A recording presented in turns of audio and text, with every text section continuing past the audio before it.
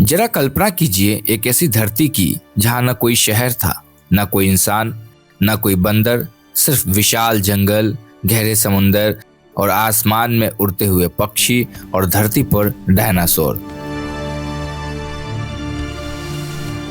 ये वो समय था जब धरती के मालिक ये विशाल जीव करोड़ों सालों तक राज कर रहे थे।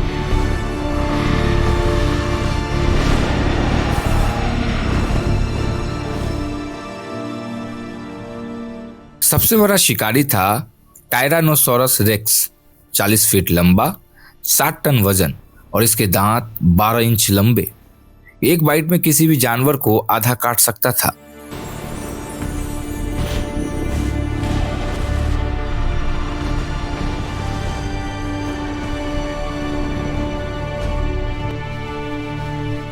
वेलोसिरैप्टर छोटा सा लेकिन खतरनाक था। झुंड में शिकार करता था और इतना होशियार था कि अपने शिकार को ट्रैप कर लेता था। टेरोडैक्टिकल आसमान में उड़ता था, पंखों का फैलाव 33 फीट तक, आज के हवाई जहाज जितना बड़ा। और समुद्र में वहां तो और भी खतरनाक जीव थे। मोसासोरस 50 फीट लंबा समुद्री राक्षस जो व्हेल को भी खा जाता था।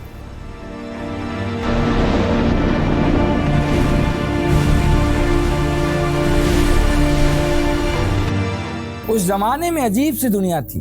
दिन में तो डायनासोर का राज चलता था, लेकिन जैसे ही अंधेरा होता निकल आते थे कुछ छोटे छोटे जीव, बिल्कुल चूहों जैसे, झाड़ियों में छिपे रहते, डायनासोर के पैरों के बीच से निकल जाते और जो भी बचा खुचा मिल जाए वो खा लेते थे। लेकिन कुदरत को कुछ और ही मंजूर था, कुदरत ने कुछ और ही सोच रखा था। 15 करोड़ साल तक डायनासोर का राज रहा। वो इतने पावरफुल थे, इतने डोमिनेटिंग थे कि लगता ही नहीं था कि इनका कभी खात्मा होगा। लेकिन फिर करीब 6.5 करोड़ साल पहले कुछ ऐसा हुआ जिसने पूरी दुनिया को हिला दिया।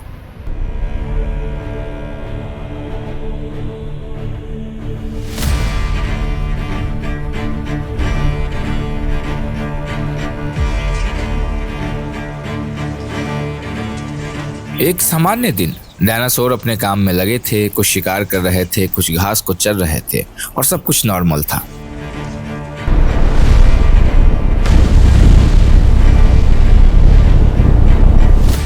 लेकिन फिर अचानक आसमान में कुछ चमका।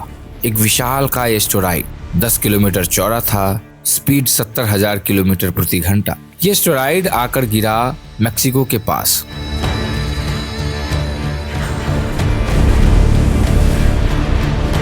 पहले तो धरती हिल गई, भूकंप आया जिसकी तीव्रता थी 11 से भी ज्यादा।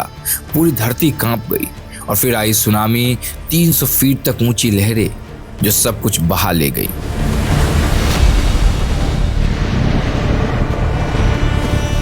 लेकिन असली खतरा अभी आना बाकी था।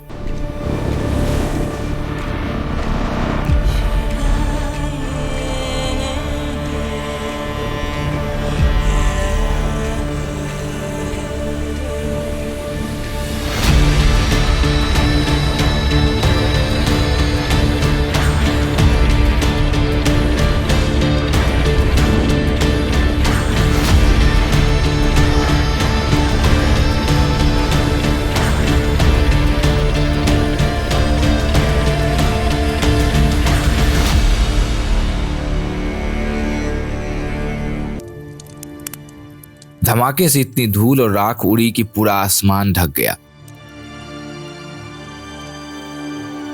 सूरज की रोशनी नहीं आई तो पेड़ पौधे मर गए, पेड़ पौधे नहीं तो घास खाने वाले डायनासोर मर गए और फिर शिकारी डायनासोर तो भूख से मर गए।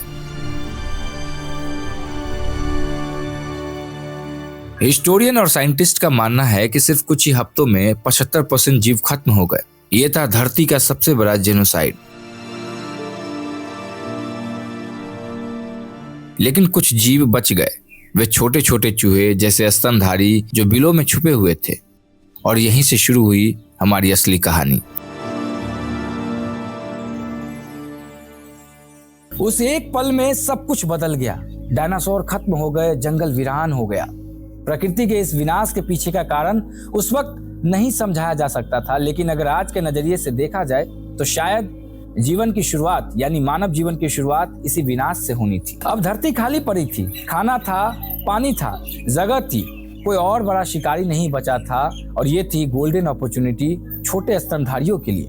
और उन्होंने इस मौके को अपने हाथ से जाने नहीं दिया। अगले कुछ लाख सालों में वे बड़े होते गए, अलग अलग शक्लें लेने लगे।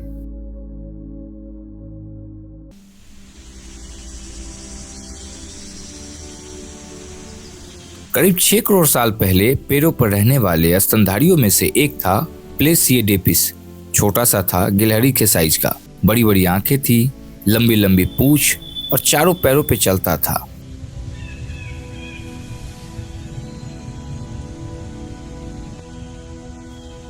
लेकिन इनमें कुछ खास था। ये प्राइमेट था, यानी बंदरों, लंगूरों, चिंपांजी, गोरिल्ला और इंसानों का सबसे पुराना पूर्वज। और इस तरह करोड़ों साल में धीरे धीरे बने प्राइमेट्स। 5 करोड़ साल पहले प्राइमेट्स की फैमिली पूरी तरह स्टैब्लिश हो गए। इनमें बंदर थे, लंगूर और एप्स यानी महाबानर। लेकिन अभी तक इंसान नहीं बना था, अभी तो शुरुआत हुई थी।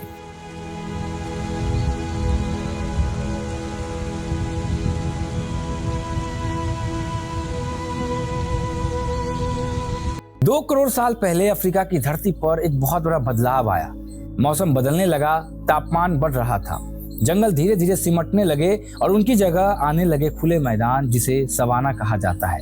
अब प्राइमेट के सामने दो रास्ते थे। पहला, जंगल में ही रुको, पेड़ों पर ही जिंदगी बिताओ, और दूसरा, जमीन पे उतर जाओ और नई दुनिया देखो। कुछ ने पहला रास्ता चुना, वो आज के चिंपांजी और गोरिल्ला बन गए। वो अभी भी जंगलों में रहते हैं और पेड़ों पर चढ़ते हैं। कुछ ने दूसरा रास्ता चुना, उन्होंने जमीन पर उतरने का फैसला किया और यहीं से शुरू हुआ होमोमेनिन की कहानी, वो जीव जो एक दिन इंसान बनने वाला था। इंटरेस्टिंग बात यह है कि हमारा डीएनए चिंपांजी से 98.8% मैच करता है। हम और चिंपांजी लगभग एक जैसे हैं, बस 1.2% का फर्क है। और यही 1.2% का फर्क इतना बड़ा है कि हम रॉकेट बना रहे हैं और चिंपांजी अभी भी पेड़ों पर है।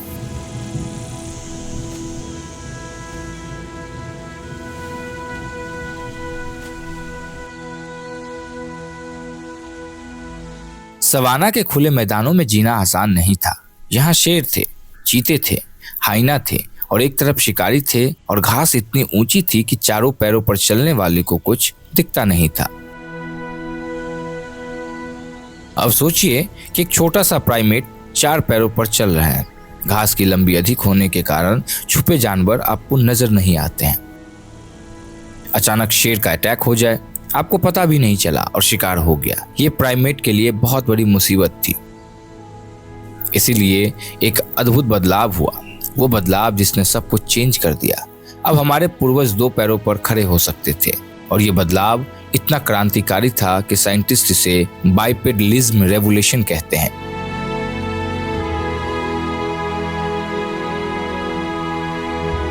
दो पैरों पर खड़े होने के बहुत से फायदे थे। अब दूर तक देखा जा सकता था, शिकारी को पहले स्पॉट कर सकते थे। ज्यादा एफिशिएंसी था 2 पैरों पे चलना, धूप से बचाव होता था। जब भी खड़े होते थे तो बॉडी का कम एरिया धूप में आता है, और सवाना की गर्मी में ये बहुत जरूरी था।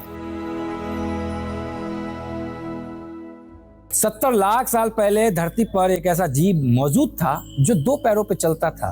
उसका नाम साइलांथ्रोपस। वर्ष 2001 में जब उसकी खोपड़ी खोजी गई तो वैज्ञानिकों ने उसे प्यार से टुमाई नाम दिया, जिसका अर्थ था जिंदगी की उम्मीद। और फिर आया ओरारीन टुगेनेंसिस, जो लगभग 60 लाख साल पुराना था। केन्या की जमीन पर मिला यह जीव सिर्फ जीवाश्म नहीं था, बल्कि मानव विकास की कहानी का पहला अध्याय था। उसके बाद करीब 43 लाख साल पहले ऑस्ट्रेलोपिथेकस का उदय हुआ। इसी वंश के सबसे प्रसिद्ध सदस्य थी लूसी, एक ऐसा नाम जो विज्ञान की दुनिया में हमेशा के लिए दर्ज हो गया। लूसी अभी बीच में थी, न पूरी तरह बंदर न पूरी तरह इंसान। वो एक ट्रांजिशन थी, एक बदलाव, एक कड़ी। लेकिन सवाल ये था कि लूसी इंसान कैसे बना। इस सफर में कहानी बिल्कुल बदलने वाली थी। एक चीज हुई जिसने पूरी दुनिया बदल दी। किसी ने पहली बार पत्थर से औजार बना लिया था।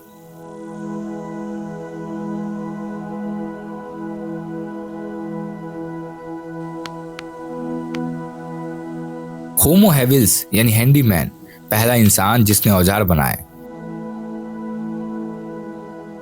होमो हैविल्स ऑस्ट्रेलोपिथेकस से थोड़ा बड़ा था, दिमाग भी बड़ा था, करीब 600 सीसी। लेकिन असली फर्क सिर्फ आकार का नहीं था, असली फर्क था ये औजार बना सकता था, और यहीं से इंसान सिर्फ जीव नहीं रहा, निर्माता बन गया।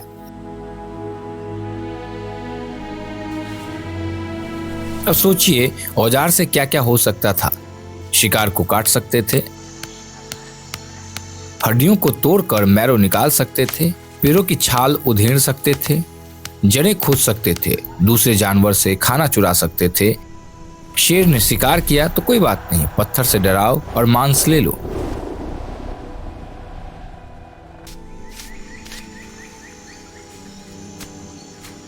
क्योंकि औजार बनाना सिर्फ हाथों का काम नहीं, उसके लिए सोचना पड़ता था, प्लान बनाना पड़ता था, और सबसे जरूरी काम था कल्पना करनी पड़ती थी। साइंटिस्ट इसे टूल ब्रेन कोएवोल्यूशन कहते हैं, यानी औजार ने दिमाग को बड़ा किया, बड़े दिमाग ने बेहतर औजार बनाए, बेहतर औजारों ने और बड़ा दिमाग बनाया। ये एक पॉजिटिव फीडबैक लूप था जो चलता रहा लाखों साल तक। और फिर आया वो जीव जो हमारे सबसे करीब था,